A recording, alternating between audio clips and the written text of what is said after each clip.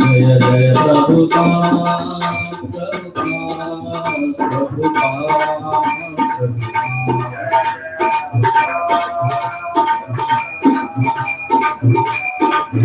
Prabhupada Prabhupada Hari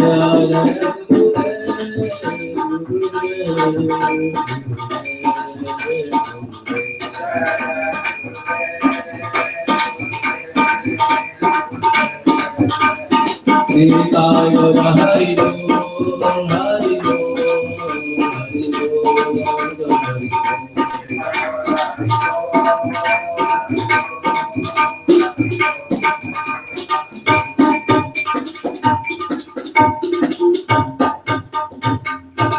good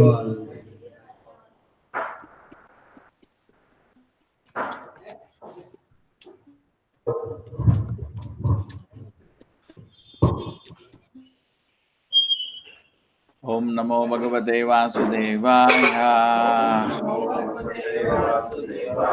ओम नमो भगवते वासुदेवाय। ओम नमो भगवते वासुदेवाय। नारायणं नमस्कृत्य नरं चैव नरोत्तमं देवीं सरस्वतीं व्यासं ततो जयमुदीरये।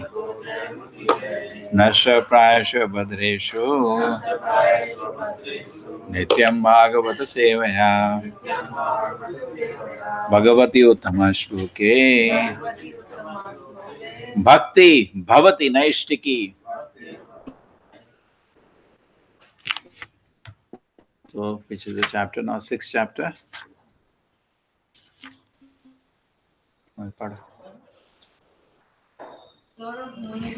महाराज अम्बरीश के वंशजों का वर्णन करने के बाद सुखदेव गोस्वामी ने शशांक से लेकर मानधाता तक सारे राजाओं का वर्णन किया। इस प्रसंग में उन्होंने यह भी वर्णन किया कि किस प्रकार सौरभ मुनि ने मानधाता की पुत्रियों से विवाह किया। महाराज अम्बरीश के 3 पुत्र थे, विरोह, केतु, मान तथा कंबु।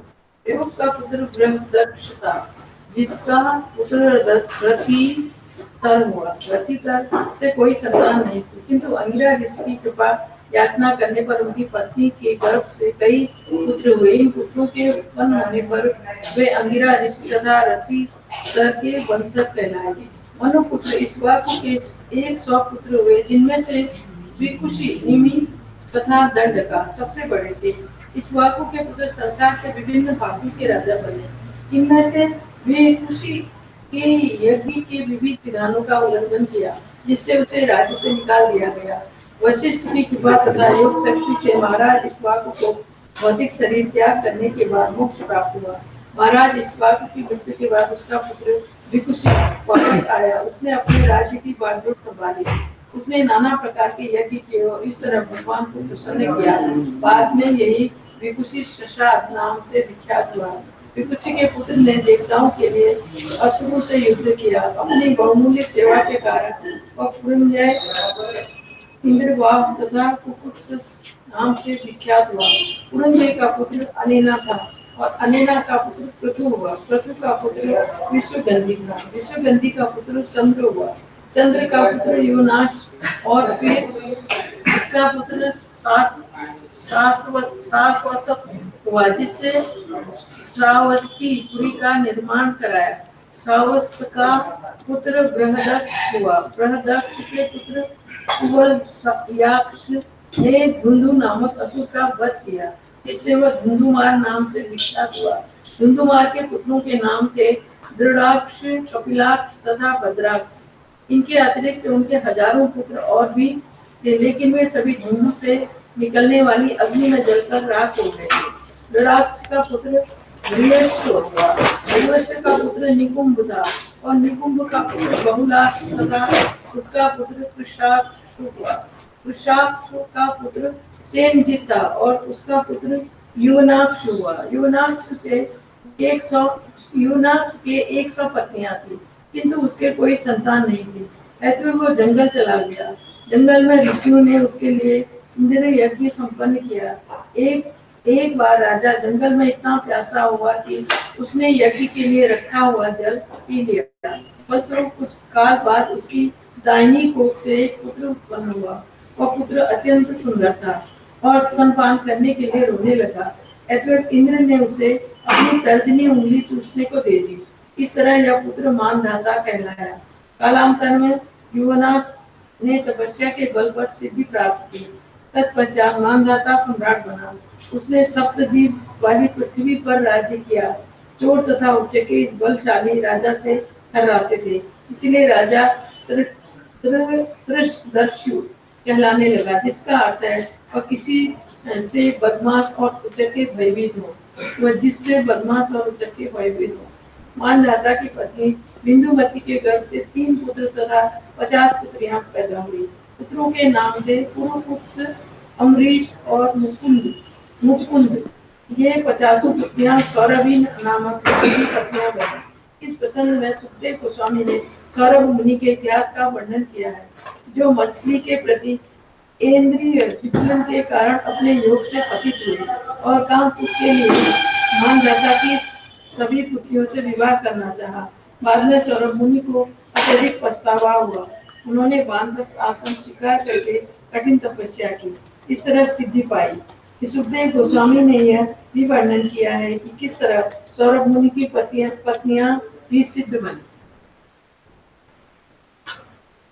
श्रीशुक उवाच विरूपाकेतुमान चम्बुः अम्बरीषासुतात्रयः विरूपाद् पृषदश्वो अभूत् तत्पुत्रस्तु प्रतितरः। श्रीशुक उवाच विरूपाकेतुमान शम्भुः अम्बरीषासुतात्रयः विरूपाद् पृषदाश्वभूत् तत्पुत्रस्तु रतितरः। श्रीशुक उवाच शुकदेव गोस्वामी से Virupaha, by the name Virupa. Ketuman, by the name Ketuman. Shambhuhu, by the name Shambhu. Ambarisha, of Ambarish Maharaj. Sutaharayaha, the three sons. Virupa, from Virupa. Prishadashvaha, of the name Prishadashva. Abhut, there was. Tatputraha, his son. Tu, and Ratitaraha, of the name Ratitara. Shukdev Goswami said, O Maharaj Parikshit, Ambarisha had three sons. Okay, I'll switch on the Ambarisha had three sons named Virupa, Ketuman, Shambhu. From Virupa came a son named Prishadashva, and from Prishadashva came a son named Ratitara.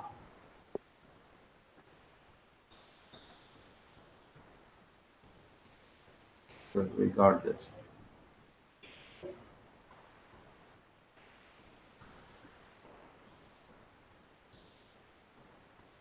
Yes.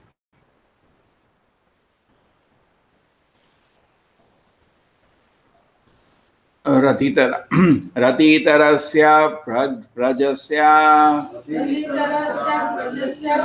bharayayam tantave artitaha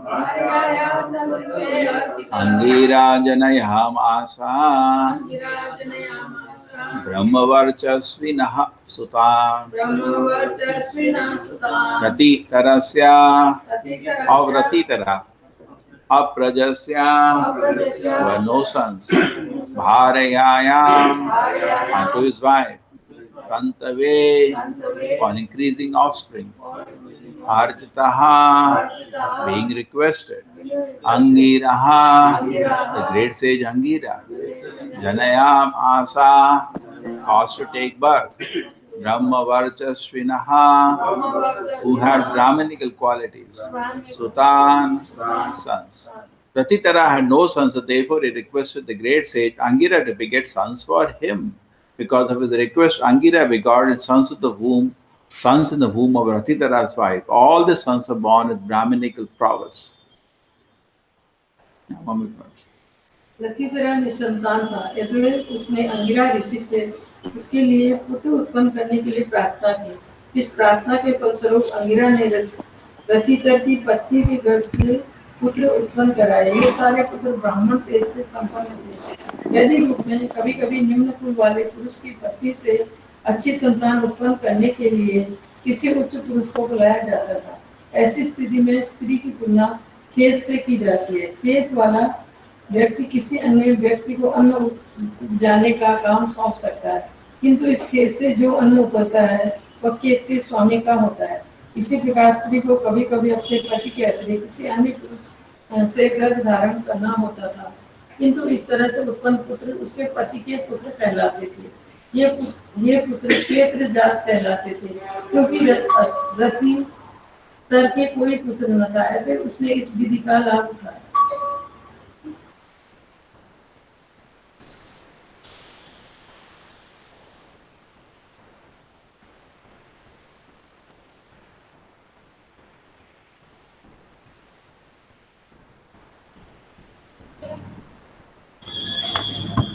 ओम ज्ञानतिमिरन्धस्य ज्ञानाञ्जनशलाकया चक्षुर्मिलितं येन तस्मै श्रीगुरुवे नमः।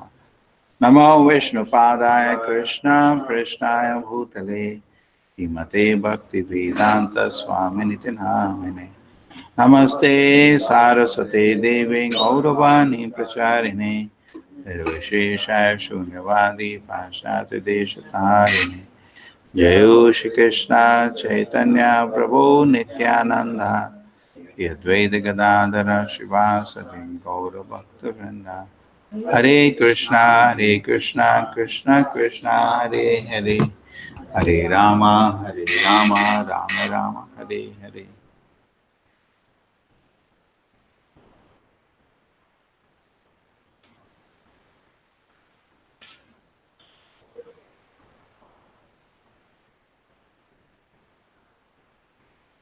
रतितरस्य प्रजस्य भार्यायां तन्तवे अर्तितः अंगिराजनयामाशा ब्रह्मवर्चस्विना सुतान्। Ratitara had no sons, therefore he requested the great sage Angira to beget sons for him. Because of this request, Angira begot sons in the womb of Ratitara's wife, and all the sons were born with Brahminical prowess.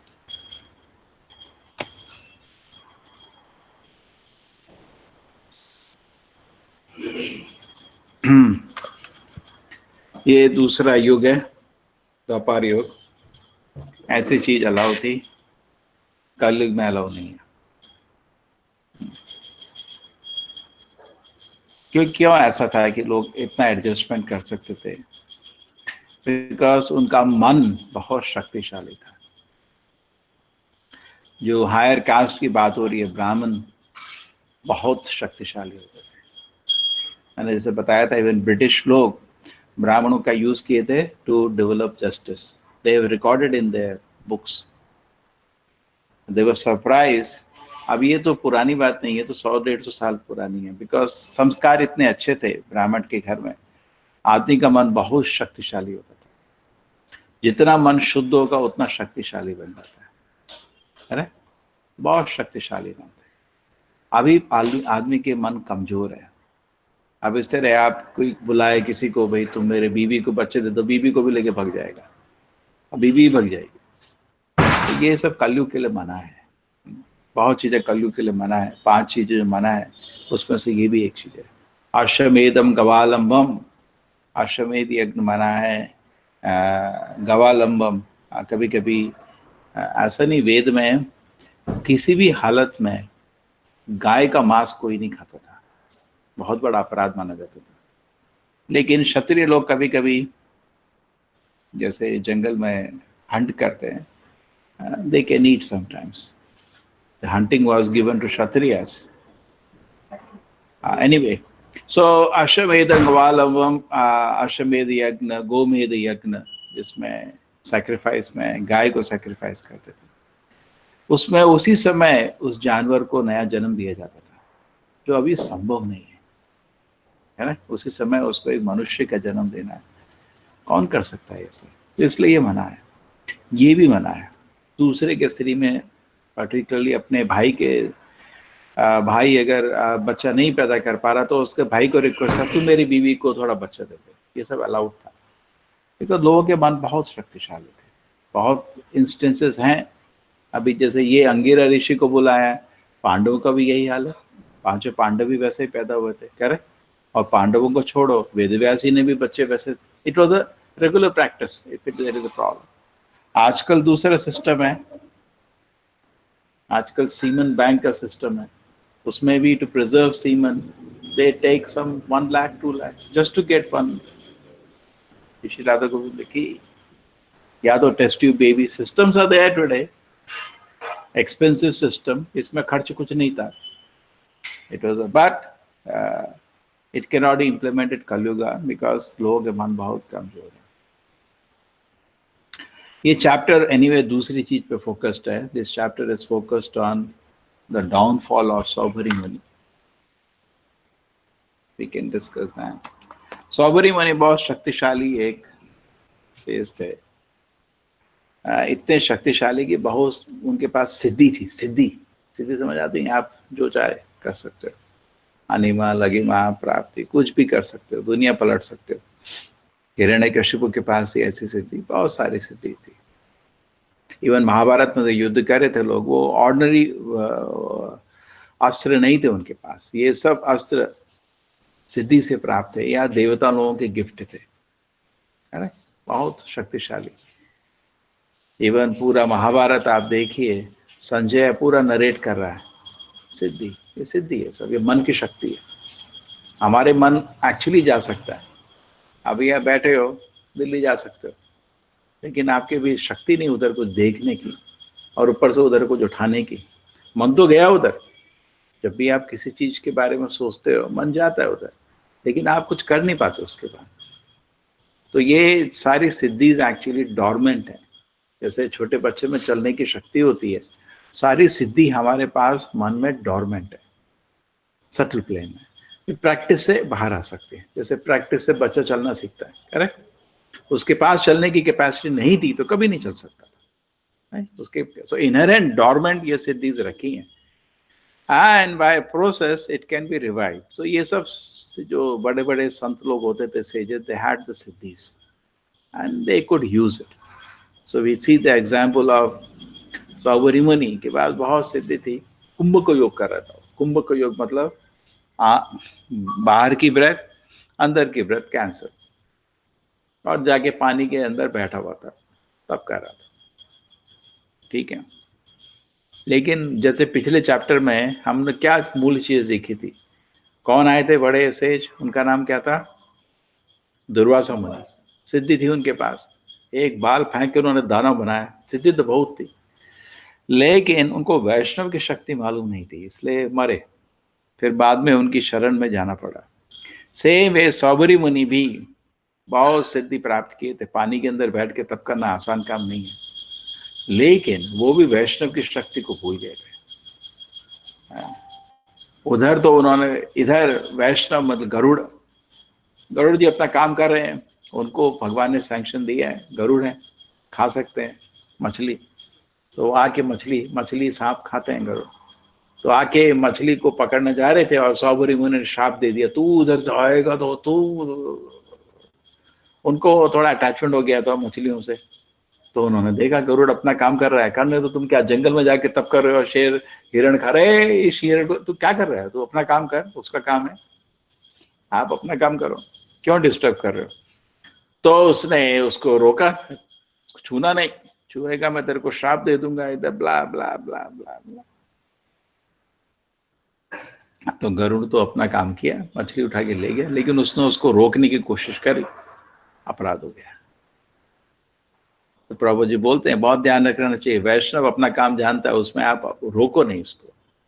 अगर आप किसी का सेवा रोक रहे हो तो अपराध हो जाता है।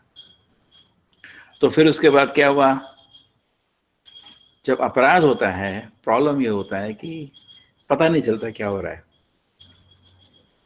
आपको जो आध्यात्मिक सुख है वो अदृश्य हो जाता है। उसमें जैसे कर्टेन लगे ना, जैसे भगवान का दर्शन जो कर्टेन लगते हैं तो नहीं दिखता। कभी कभी मंदिर जाते हैं, अभी वो दर्शन बंद है, क्यों? पर्दा लगा हुआ है ना। तो उस भगवान के सामने पर्दा आ जाता है, क्योंकि भगवान दुखी हो जाते हैं। आप उनके भक्त को दर्द देना चाह रहे हो, उनको रोक रहे हो, तो आपके जो दर्शन है रुक जाता है। तो आध्यात्मिक सुख अदृश्य हो जाता है, अब आदमी को कुछ दिख नहीं रहा। फिर क्या होता है, जब आध्यात्मिक सुख अदृश्य हो जाता है, भौतिक सुख बहुत आकर्षित लगने लगता है। सौबरी मुनि की हालत देखो, इतना बड़ा संत और अंदर पानी में बैठा हुआ है, तप कर रहा है, लेकिन वैष्णव की शक्ति भूल गया। पिछले चैप्टर में देखा था कि वैष्णव को उसने दर्द देने की कोशिश करी तो क्या हुआ, सुदर्शन आगे मारा उसको, ठीक है। इधर सुदर्शन नहीं आया, माया ने मारा उसको माया की मार पड़ी।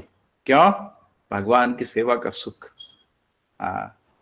जो आध्यात्मिक जो भी उसके पास सुख था, आध्यात्मिक सुख अदृश्य हो गया। जब आध्यात्मिक सुख अदृश्य हो जाता है, भौतिक सुख बहुत आकर्षित होता है, अपने को फिर रोक नहीं सकता आदमी, भागता है। देन नेक्स्ट क्या होता है, उसके बाद वो बाहर आता है। तो एक राजा है मंदाता, उसके बारे में बात होगी कुछ लोग के बाद। उसके पास जाता है, देखो तेरे पास तो 50 बेटी हैं, एक बेटी दे दे शादी के लिए। देखो मेरा मन हाँ नहीं। आज भौतिक सुख से मन उसका विचलित होता है, तो वो पानी के अंदर 2 मछली, एक मछली और फीमेल मछली को he sees them having sex। हाँ, मछली को, फीमेल मछली को क्या बोलते हैं? मछला मछली। हाँ। So anyway, he saw 2 fishes copulating, having sex, and that agitated him sexually। क्यों एजिटेट कर रहा है? अभी वो कमजोर हो गया था, क्योंकि उसके सामने आध्यात्मिक सुख का पर्दे लग गए हैं। क्यों? अपराध किया है, भक्त को अपराध किया है, तो माया उसको नचा रही है, अभी पागल हो गया। तो बाहर आया, ठीक है, तो राजा के पास गया। अब वो पानी से बाहर आया इतने तप करके, उसके शरीर की हालत पूरा गीला गीला, बुढ़ा, पूरा दांत निकल रहे हैं। तो मंदाता मुनि बोले, इसको तो कुछ ना बोला तो तप को श्राप आप दे देगा। बोला देख,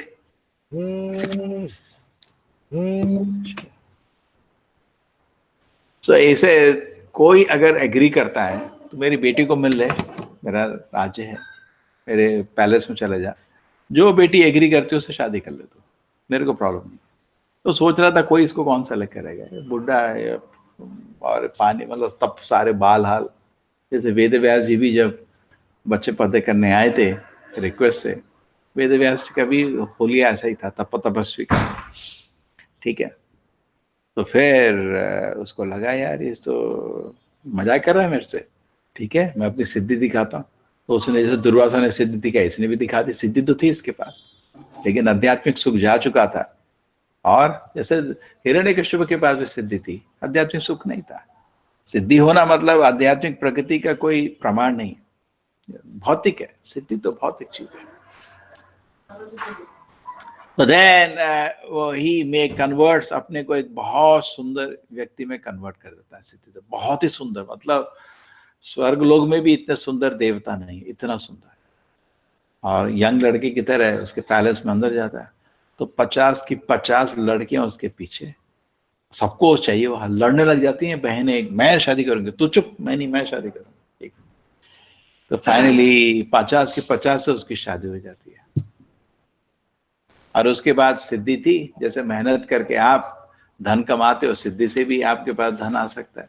तो सिद्धि से उसने तो इतना राज्य ऐश आराम किया कि मंदाता को वैराग्य हो गया, क्योंकि राजा था, उसको बड़ा अपना घमंड था, देख मेरे पास पैलेस है, मेरे पास ये है वो है। और इधर एक ऋषि मुनि ऐसा ऑपुलेंस दिखाया कि उसको मतलब दुनिया से वैराग्य होने लग गया। चलो भाई, मैं तो इतना घमंड था बेमतलब में, देखो opulence. And then Saburi Muni सबसे he had 100 children from each wife। 5000 बच्चे पैदा किए उसने। ये मुश्किल है समझना आज के लिए।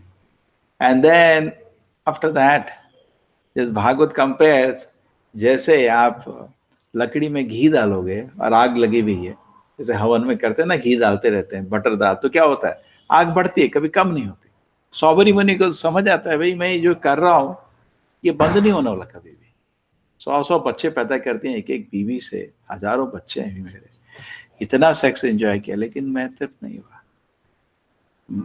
यन्मय तो नादि गृहमेद सुखम हितोच्छम कंडूयनेन करयोरिव दुःख दुःखम दिव्यन्ति नेह कृपणाः बहु दुःख भाजा कंडूतिवम मनुष्यजं विषहेत धीरः। प्रहलाद महाराज बोलते हैं, प्रहलाद महाराज को कैसे ज्ञान था, उन्होंने तो ऐसे भाई 5000 बच्चे नहीं पैदा किए, उनको कैसे ये दर्शन मिल गया। यन्मय तो नादि गृहमेद सुखम हितोच्छम, ये जो सेक्स प्लेजर है मैं थूकता हूँ, थू कांडूयनेन करयोरिव दुःख दुःखम, क्या देता है, खाली दुखी देता है। तृप्यंती ने, इससे कोई कभी सेटिस्फाई नहीं हुआ, कभी तृप्त नहीं हुआ कोई। तृप्यंती नेहा कृपणः, अरे कंजूस, तुम आध्यात्मिक सुख के पीछे भाग सकता था, किधर भाग गया। कंडूतिवम मनुष्यजम विषहेत धीरः, धीरा मतलब जो सोबर आदमी है वो धीर अधीर, धीर मतलब जो कंट्रोल कर सकता है अपने इंद्रियों, अधीर मतलब जो कंट्रोल नहीं कर सकता। तो सौबरी मुनि कंट्रोल नहीं कर पाए, पागल हो गए। 50 बीवी, सुंदर बीवियां, राजा की बेटी बहुत सुंदर थी, सब उनसे he is enjoying. And after many years he understood, मैं योग भ्रष्ट हो गया, सब सत्यानाश हो गया। एंड देन ही डिसाइडेड, अभी बच्चे बड़े हो गए थे, he decided to now go for वानप्रस्थ। तो वानप्रस्थ के लिए गया, लेकिन 50 के 50 बीवी भी पीछे आए। And then he started practicing intense spiritual life. They also followed him. And then he achieved perfection. The wives also got perfection because they were also following. So that is the whole example of story given of Saubari Muni. So the main lesson, there are many lessons from this. Number one, कभी भी वैष्णव को उसके काम से नहीं रोकना चाहिए, अपराध हो जाता है। करेक्ट? गरुड़ क्या कर रहा है, आपको वैष्णव क्रिया मुद्रा आप ज्यादा समझने का कोशिश नहीं, गरुड़ को वेजिटेरियन होने का, तुम अपना काम करो। भगवान ने उसको अनुमति दी है, जैसे भगवत गीता में लिखा है पत्रम पुष्पम फलम तो है। तो प्रभुपाद जी बोलते हैं हम तो रेस्ट्रिक्शन नहीं है, लेकिन ये कृष्ण का आदेश से रेस्ट्रिक्ट हो गया हम लोग। करेक्ट? लेकिन गरुड़ को एग्जम्पशन मिला है, तो आप उसमें अपना टांग उंगली नहीं दागिए। क्यों उसको एग्जम्पशन, आपको क्या मतलब है, अपना खाना खा रहा है, खाने तो नहीं, तू नहीं खाएगा, तू खाएगा तो मैं श्राप दूंगा, तुम क्यों अपने बीच में पड़ रहे हो। एंड वो that gave pain to Garuda, and then Garuda got pain, Krishna got pain, Krishna got pain, उसका आध्यात्मिक सुख नष्ट हो गया। अपराध से सब कुछ नष्ट हो जाता है। जैसे जब हिरण्याक्ष हिरण्यकशिपु पैदा होने वाले थे, पैदा होने से पहले ही जब वो गर्भ में थे, दिति के, पूरे ब्रह्मांड में अंधकार हो गया था। मतलब ऐसे अपशकुन आ रहे थे कि देवता लोग ब्रह्मा के पास भागे, क्या हो रहा है ये क्या चीज हो रहा है। तो ब्रह्मा ने बोला 2 दानव पैदा होने वाले हैं, उनके पैदा होने पहले ही लक्षण देख लो, आएंगे तब तो लक्षण और देखोगे। अरे मर गए तो क्या होगा, बोले फिक्र नहीं करो, तुमसे युद्ध नहीं कर सकते, बहुत शक्तिशाली है। लेकिन जब वो अपने ही बेटे हिरण्यकशिपु, अपने ही बेटे प्रहलाद को हानि करने का कोशिश करेगा, हानि तो कभी कर नहीं पाएगा, उस समय उस अपराध की वजह से सब नष्ट हो जाएगा, उसके सारा तपस की शक्ति नष्ट हो जाएगी और वो भगवान आके उसकी मृत्यु करेंगे। द सेम वे इधर इसके पास बहुत कुछ था, आध्यात्मिक सुख सौबरी मुनि के पास सब नष्ट हो गया। एंड देन थोड़ा सिद्धि भगवान ने kept it, because of which he enjoyed materially, but what is the use finally? He became yoga भ्रष्टा। तो समाज में जो चीज प्रगति है, भक्त के लिए वो प्रगति नहीं है ना। अगर आप देखिए समाज में तो ये चीज बड़ा मजा है, 50 बीवी के साथ 100 बच्चे पैदा कर, क्या मजे चल रहे हैं, है ना। समाचार सोच रहे, लेकिन वो दिल में समझ गया मैं तो इससे बड़ी चीज मेरे पास थी। आप समझ रहे, कोई आदमी हमको मिला, स्वामी जी आप लोग मूवी नहीं देखते, लेकिन नहीं देखते, कैसे जी लेते हो, बिकॉज उसको ऊपर का सुख मालूम ही नहीं है, यही सबसे बड़ा सुख है उसके लिए। जनरली सोसाइटी में आई थिंक एक बारी डंडे मेडिकल के स्टूडेंट्स मिले थे, मैंने बोला कभी जब कर लो मंदिर आ जाओ। बिल्कुल टाइम नहीं है सर, बिल्कुल टाइम। मैंने कहा मूवी देखते? हाँ सर, एक दिन में एक देखता हूँ। उसके लिए टाइम है 2-3 घंटा उसके पास, जब करने के लिए टाइम नहीं है। तो माया धीरे धीरे लोगों को फंसा देती है। सौबरी मुनि की क्या गलती थी? संग, गलत संग ले लिया था। असत संग त्याग।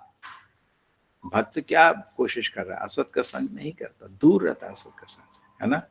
निष्किंचन से भगवान भजोन्मुख से पारंपरम जिगिमेश्वर भवसागरस्य संदर्शम विषनायाम यत योषिताम स हा हंत हंत विश्वक्षनाम साधु। चेतना बोलते हैं, अरे वैकुंठ जाना चाहते हो? निष्किंचन से भगवान भजोन्मुख से पारंपरम जिगिमेश्वर भवसागर, भवसागर को क्रॉस करके वैकुंठ धाम जाने का तुम्हारा प्लान है। लेकिन क्या कर रहे हो? एक आदमी जो इंद्रिय भोग करना चाहता है और स्त्री जो इंद्रिय भोग के लिए रेडी है, उसको देख रहे हो, नष्ट हो जाएगा सब कुछ। इससे अच्छा तो जहर पी लो। क्यों चैतन्य महाप्रभु ने इतना बड़ा स्टेटमेंट लिया? बिकॉज ये सच है। सौबरी मुनि का एग्जाम्पल देखो, संदर्शनम, इंद्रिय भोग कोई कर रहा है, आप उसको देख रहे हो, नष्ट हो जाओगे। तो इसीलिए बहुत ध्यान रखना पड़ता है। इसीलिए हम मूवी नहीं देखते, लोगों को पता नहीं कि उधर क्या हो रहा है। इंद्रिय भोग कर रहा है आदमी, इंद्रिय भोग कर रहा है, स्त्री इंद्रिय भोग के लिए रेडी है। विषय ना नष्ट हो जाएगा, आपका भक्ति नष्ट हो जाएगा, है ना। ड्रेस रह जाएगा खाली साधु का, अंदर दिल विचलित हो जाएगा। एक दानव नाचना शुरू कर देगा बस, और वो भक्ति को नष्ट करके सब खत्म कर देगा। चैतन्य महाप्रभु बोलते हैं बहुत बड़ा दुर्भाग्य होता है जब भक्त के दिल में इंद्रिय भोग की इच्छा उत्पन्न हो जाती है। देखिए, भक्त मतलब भगवान की सेवा करना चाहता है। कल हम पढ़ रहे थे, अर्जुन पूछता है कृष्ण जी उसका क्या होगा जो भक्ति में लगा लेकिन फिर गिर गया, है ना। ये 6वें चैप्टर में प्रश्न आता है। तो ये भी बहुत बड़ा चीज है। क्यों पूछ रहा है प्रश्न? बिकॉज गिर सकता है आदमी। क्यों पूछा है भाई? गिर सकता है आदमी, और गिरने के बाद क्या स्थिति होगी? ऊर्ध्वम गच्छन्ति स्वतस्तः। अगर सत्व गुण में था तो भाई तो देवलोक जाएगा। ऐसा नहीं मैं हरि नाम जप कर रहा हूं देवलोक जाओगे, नहीं भाई, रूल कुछ अलग है। सत्वगुण में देवलोक जाते हैं, सत्वगुण नहीं है। मैं तो जप कर रहा हूं, जप कर रहे हो तो इफेक्ट क्यों नहीं आ रहा उसका? दवाई ले रहे हो तो फिर इफेक्ट भी आना चाहिए, करेक्ट।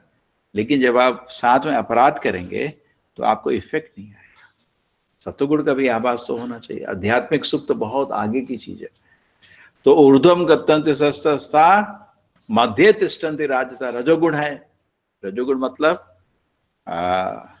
शरीर पवित्र है, पाप कर्म नहीं करता आदमी, कोई भी चारों नियम फॉलो करता है, लेकिन मन विचलित है, उसको रजोगुण बोलते हैं। सत्वगुण में मन पवित्र है, शरीर पवित्र है। रजोगुण में मन अपवित्र है लेकिन शरीर पवित्र है। रासिक आदमी जैसे राजा कभी भी नियम नहीं तोड़ता था, नियम पालन करता था सारे, करेक्ट। तमोगुण में आदमी का शरीर भी अपवित्र है, मन भी अपवित्र है।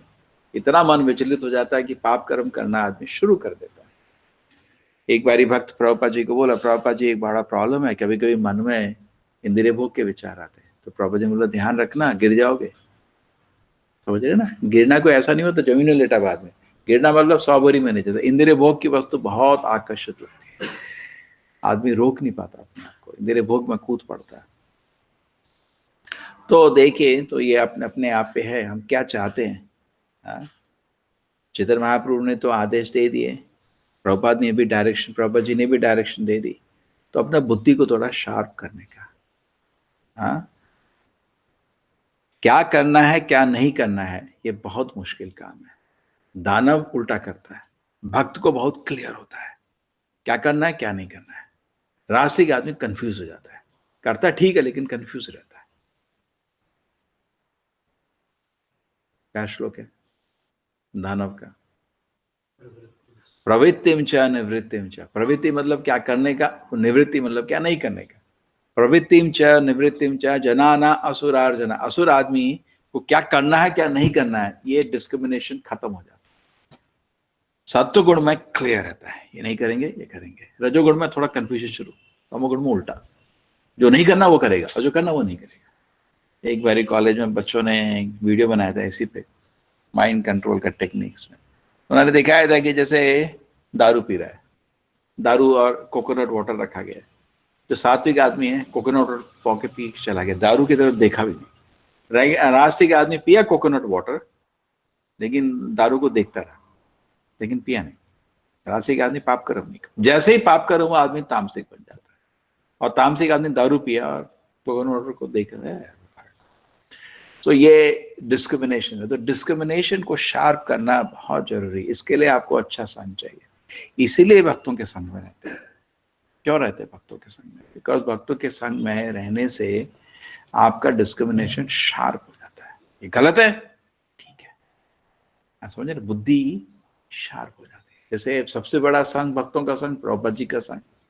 जब आप भागवत पढ़ते हैं भी, आप पढ़ेंगे, समझेंगे, तात्पर्य पढ़ेंगे, आपका बुद्धि थोड़ा शार्प हो जाता है, कट कर पाओगे, नहीं तो नहीं कट कर पाओगे, ठीक है ना। ये गलत है, नहीं कर पाओगे, ठीक कर सकते हैं शायद। तो to discriminate, to develop sharp, बहुत इंपॉर्टेंट है। To develop intelligence very sharp, to cut करके कट करना है। So that is, we need good association.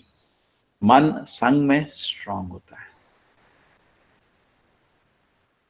समझ रहे ना। जैसे बोलते ना, बुरे संग में मन कमजोर हो जाता है। जितना हम स्ट्रिक्ट होंगे अपने मन से, तभी तो आचार्य लोग क्या बोल रहे हैं, भक्संद प्रभु सुबह उठ के 100 बारी मारो चप्पल दिमाग में, रात को झाड़ू मारो। क्यों?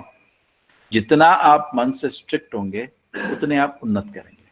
हम मजा के बोलते हैं, मन एक ऐसा बच्चा है, जितना इसको मारो उतना खुश रहता है, जितनी मार पड़ती उतना खुश होता है, और जितना इसका ढीला दो उतना बिगड़ जाता है। जैसे बच्चे को बोलते हैं ना, ढीला दोगे बिगड़ जाएगा। ये मन भी बच्चे की तरह है, जितना आप इसका ढीला दोगे बिगड़ जाएगा और आपको नष्ट कर देगा। और जितना आप उस पर स्ट्रिक्ट हो जाओगे उतना उन्नत करेगा, उतना खुश हो जाएगा। जितने थप्पड़ पड़ते हैं उसको, मन को, उतना खुश हो जाता है। मारते रहो। तो भक्संत प्रभुपाद क्या बोले, सुबह शाम सुबह शाम पूरे 24 घंटे मारो। तो in a way we should become very very strict with the mind, ठीक है। अगर इसको थोड़ा ढील देंगे, it always default, man will slip, okay? And it will slip, and then आध्यात्मिक प्रकृति रुक जाएगी। आध्यात्मिक प्रकृति रुक जाएगी, फिर भौतिक प्रकृति चाहिए। प्रकृति तो हमको चाहिए, दिल फट जाएगा इंद्रिय भोग के लिए। भक्ति क्या इंद्रिय भोग को रोके रखता है। क्या श्लोक था कल? नित्याचारी सोचे थे,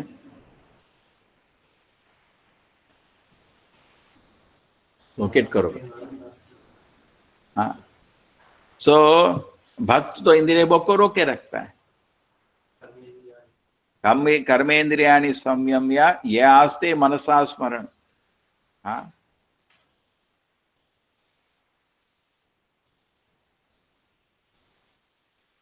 इंद्रियार्थान विमूढ़ात्मा मिथ्याचारम सोचते, हाँ ये श्लोक है। कर्मेंद्रियाणि संयम्य, अपनी इंद्रियां तो सब रोक के रखती। ये आस्ते मनसा स्मरण, लेकिन मन में क्या स्मरण हो रहा है? इंद्रियार्था विमूढ़ आत्मा, रे मूर्ख इंद्रिय भोग पर स्मरण कर रहा है, तो मिथ्याचारी हो जाएगा। मिथ्याचारी मतलब बहुत बड़ा इंसल्ट है, अपमान है किसी का। मिथ्याचारी, हिपोक्रेट, इंग्लिश में बोलते हैं हिपोक्रेट। भक्संद प्रभुपाद बोलते हैं इससे अच्छा तो झाड़ू लगा के काम करो। इतना स्ट्रॉन्ग वर्ड्स आचार्य लोग यूज करते हैं। तो इसमें हमको क्या करने का, 2 चीज एग्जाम्पल में देख सकते हैं। एक तो चीज अपने को बिजी रखने का, बहुत मुश्किल है मन से युद्ध करना। खाली दिमाग शैतान का दिमाग, बिजी रखने का, करेक्ट। अपने ही भले के लिए पूरे दिन सेवा करना अपना ही भला है, ऐसा नहीं दूसरे का भला कर रहे हैं। कभी कभी आदमी ये देखता है, अरे तो मैं इतना काम कर रहा हूँ, वो नहीं कर रहा। तू इंद्रिय भगवान की सेवा के लिए आया, क्या करने आया?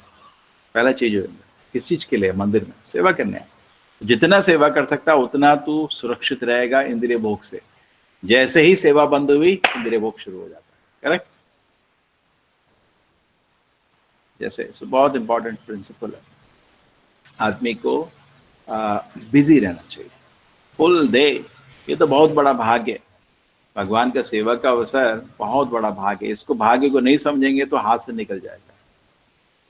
कभी कभी लोग समझते नहीं है, ठीक है, तो भाग्य नहीं रहेगा। आपको कोई बहुमूल्य चीज मिली है।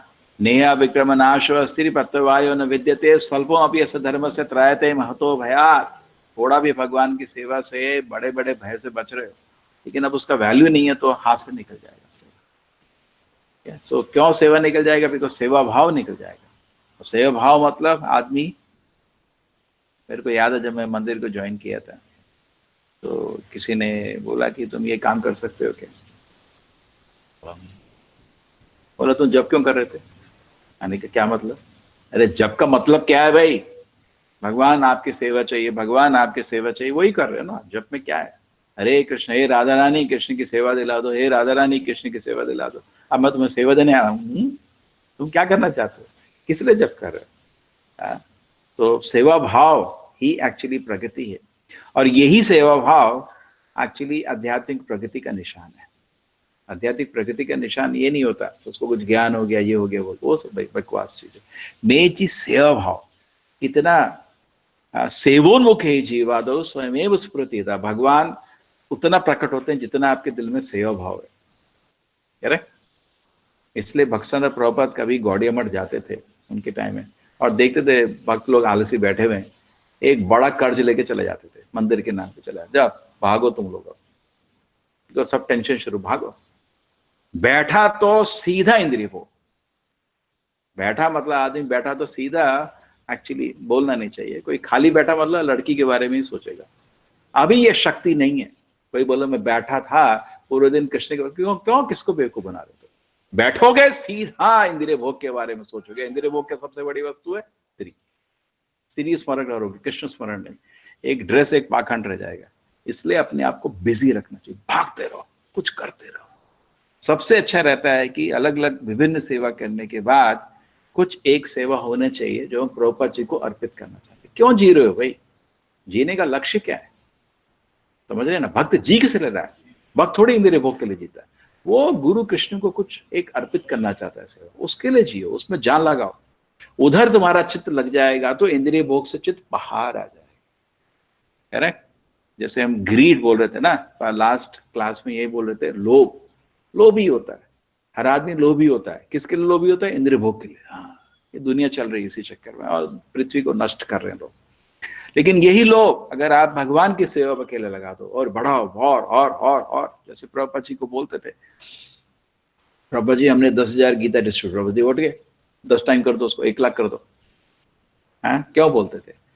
उनको मालूम था भक्त को जितना हो सकता है भगवान की सेवा में लगाते रहो, उससे क्या होगा? अपना मन एब्जॉर्ब रहेगा। जैसे हम इंद्रिय भोग में एब्जॉर्ब रहते हैं 24 घंटे, उसी तरह भगवान की कुछ सेवा में एब्जॉर्ब रहिए। तो ये सेवा भाव जब विकसित होता है, यही अगले जन्म में आपकी आध्यात्मिक प्रगति, मतलब सेवा भाव, उसकी सेवा करने की इच्छा। मेरे को तो यही याद है, दोबारा बोलना चाहता हूँ। लेकिन जब मैं मंदिर गया था, एक शुभ चीज ने बोले थे, प्रभु जी कुछ सेवा है क्या? पता नहीं क्या। तो यही भाग्य था कि एक दिन फिर सेवा मिली। हाँ, बहुत खुश रहते थे सेवा, कोई भी मिल जाए, छोटी सी चीज, ये पेपर अरेंज कर दो, उधर क्लिक, और खुश रहते थे हम लोग। कुछ सेवा है क्या? सेवोन्मुखे जीवा दो, ये सेवा का जो भाव बढ़ता रहता है। आध्यात्मिक प्रगति मतलब आदमी के सेवा का भाव बढ़ जाता है। दास दासान, उदास दासान, ऐसा नहीं मेरे को लीडर बनाओ, नहीं। मेरे को लीड करना तो अभी वो भक्ति नहीं पाया, फॉलो करना मतलब भक्ति पाया। He wants to follow, he wants to help, he wants to serve. तो सेवोन्मुखे जीवादो जैसी बढ़ता रहेगा आपका, ये आध्यात्मिक प्रगति का निशानी है। और अगले जन्म में ये सेवा भाव आपको फिर भगवान के चरण में ले जाएगा। करेक्ट? कुछ लोग सोचते हैं नहीं मेरे को ज्ञान है जो ले जाएगा, वो सब छोड़ो। 100 बारी मुनि को बहुत ज्ञान था, फिसल गया। करेक्ट? सेवा भाव नहीं था। आध्यात्मिक प्रगति के क्या लक्षण देखते हो आप? कैसे पता चलता है आध्यात्मिक प्रगति? सेवा भाव आ गया, सेवा करने की इच्छा है, उसको भगवान की सेवा करना चाहता है। करेक्ट? और सेवोन्मुखे बहिर्मुखा उल्टी चीज है। बहिर्मुखा मतलब कृष्ण बहिर्मुखा जीव भोग वांछा करे। बहिर्मुखा मतलब आदमी इंद्रिय भोग की इच्छा चाहता है, और सेवोन्मुखा भगवान की सेवा। जो सेवोन्मुखा का जो भाव है वो विकसित होना चाहिए, तो वो आपको जन्म जन्मांतर रहेगा, और ये सेवा का भाव ही आपको वैकुंठ जगत ले जाएगा। समझ रहे ना? अगर सारा ज्ञान आपको, आपके पास बहुत ज्ञान है, लेकिन बहुत ज्ञान से आपको सेवा भाव नहीं आया, ये ज्ञान बेकार है। आप समझ रहे? ये ज्ञान होता ना, क्या डिस्कस कर रहे थे? सब सांप के ऊपर का मणि है बस।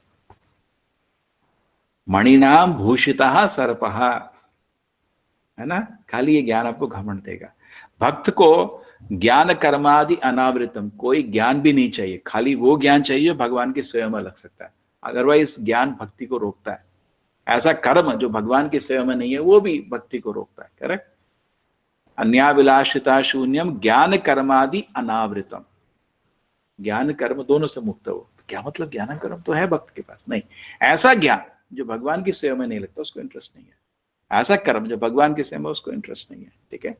तो मेन चीज उसको सेवा भाव डेवलप करना चाहिए, और सेवा भाव होने से आदमी का अधिक आध्यात्मिक प्रगति का निशान है। और आत्मा का क्या बोल सकते हैं, आत्मा का डेवलपमेंट, आत्मा का उन्नति, आत्मा का रियलाइजेशन मतलब सेवा भाव। जितना सेवा भाव उसके दिल में डेवलप हुआ है उतना आध्यात्मिक प्रगति उसके दिल में आया। करेक्ट। कैसे पता चलता है कि आध्यात्मिक प्रगति आदमी की? देखो भाई, साधना टाइम तो कर रहा है, वो तो अच्छी चीज है। पूरे दिन क्या कर रहा है? भगवान का सेवा कर रहा है, सेवा करने की इच्छा है, तो मतलब साधना का फल मिला है। अगर आप ध्यान से जप करेंगे उसका फल होगा, तो पूरे दिन सेवा करने का मन कर रहा है। लेकिन आपको सेवा करने का मन नहीं कर रहा है, आप जप आपका व्यर्थ हो रहा है, अभी भगवान को छू नहीं पा रहा। जो रियलाइजेशन हम समझते नहीं है, दर्शन क्या है। बहुत लोग सोचते हैं दर्शन तो सुख लग रहा है, अभी इंद्रिय भोगी, अभी भी इंद्रिय भोगी है। तो जब भगवान के आप ध्यान से नाम जप करते हो तो आपके दिल में सेवा का भाव उत्पन्न, भगवान का सेवा करने का। करेक्ट। आप समझ रहे नहीं? ये मैं नहीं बोल रहा, चैतन्य चरिता में तुम लिखा हुआ है।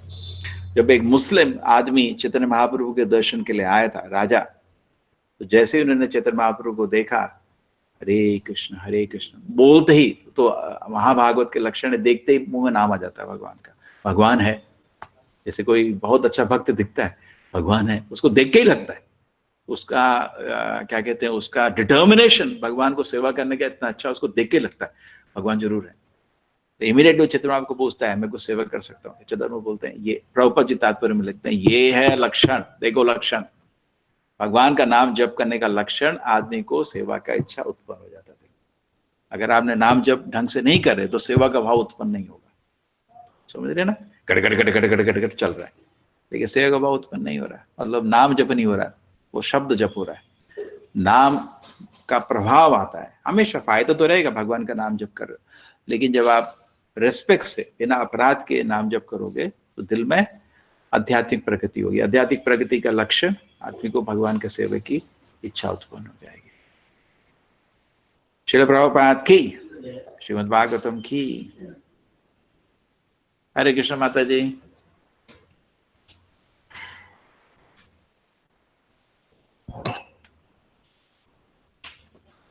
You're not there. Mataji is cooking something.